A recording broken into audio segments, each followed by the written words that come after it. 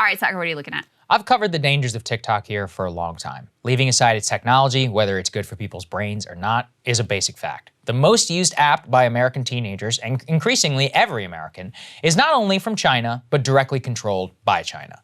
The Trump administration was too incompetent to actually follow through on a ban. The Biden administration is too captured by the powerful China lobby to actually do anything about it, and would probably fall for the fake criticism that banning TikTok is racist against Chinese people.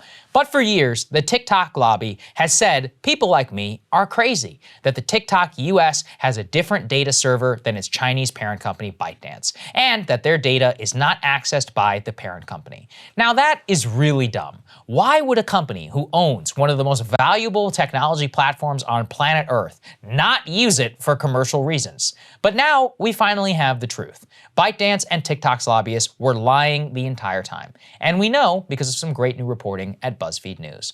BuzzFeed was provided with 14 statements, recordings from 9 different TikTok employees that indicate engineers in China had direct access to US data between September of 2021 to January of 2022 at the very least. That directly contradicts sworn testimony by TikTok executives before Congress that a US-based team was the one who decided who got access to their data, when and during an independent process. The magnitude of the lies that TikTok told really are stunning, given the recordings that BuzzFeed has. In one instance, they literally have a member of the TikTok Trust and Safety team saying, quote, "Everything is seen in China." In another meeting, they refer to their Chinese bosses as the, quote, master admin who has, quote, access to everything. When TikTok was confronted by this, here's what they had to say, quote, "We know we're among the most scrutinized platforms from a security standpoint. We aim to remove any doubt about the security of US user data. That's why we hire experts in their fields, continually work to validate our security standards, and bring in reputable, independent third parties to test our defenses." In other words, it's freaking true. And they know their product is so addictive, most of you won't care and will keep using it.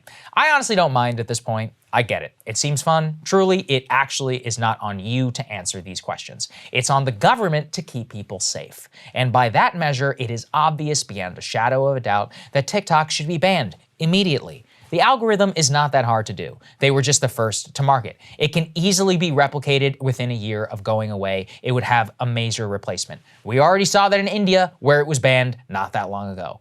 But I think I should also address some of the most common arguments on why it should be banned. First I hear is this: what, do you only care when American companies steal people's data and have access to it? That is a fair point, but there's a critical difference. There's a huge difference between Facebook, the corporation, and the US government. Facebook, Google, Apple, Twitter, other tech companies, yes, they have been caught by Snowden working in some form with the NSA, but they still have legal rights under US law.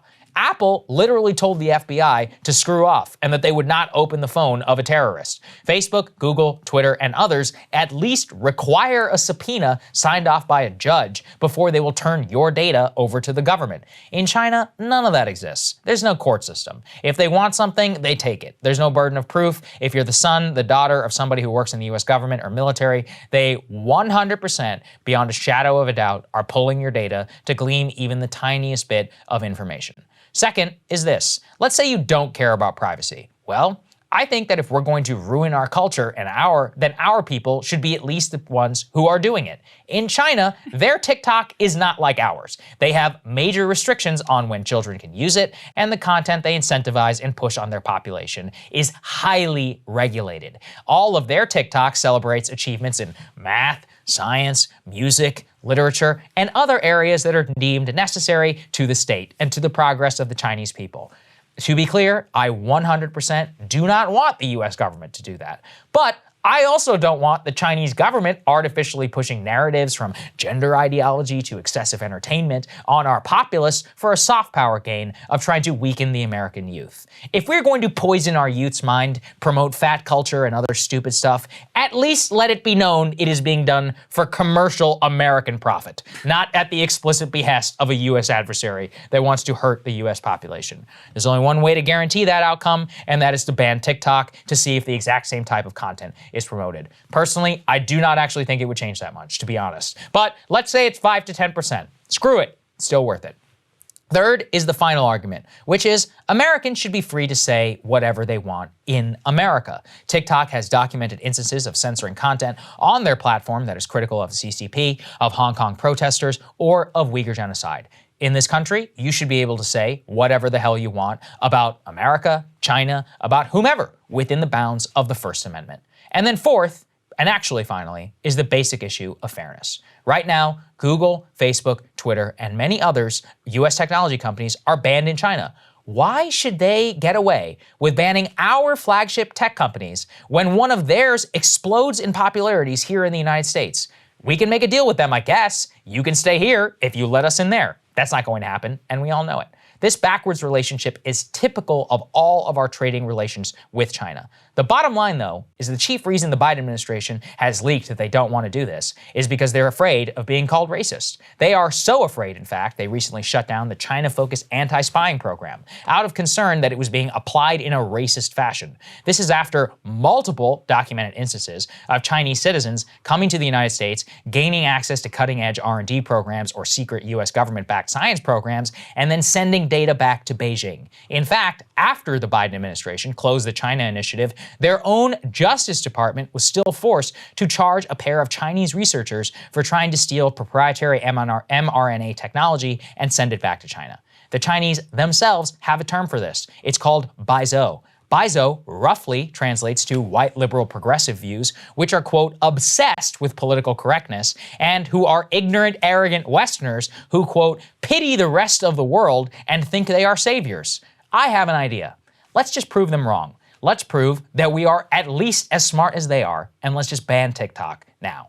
Now, I'm not stupid. I know it's not going to happen, Crystal, but look. Cable news is ripping us apart, dividing the country, making it impossible to function as a society, and making it impossible to know just what is true and what is false. But the good news is they are failing and they know it.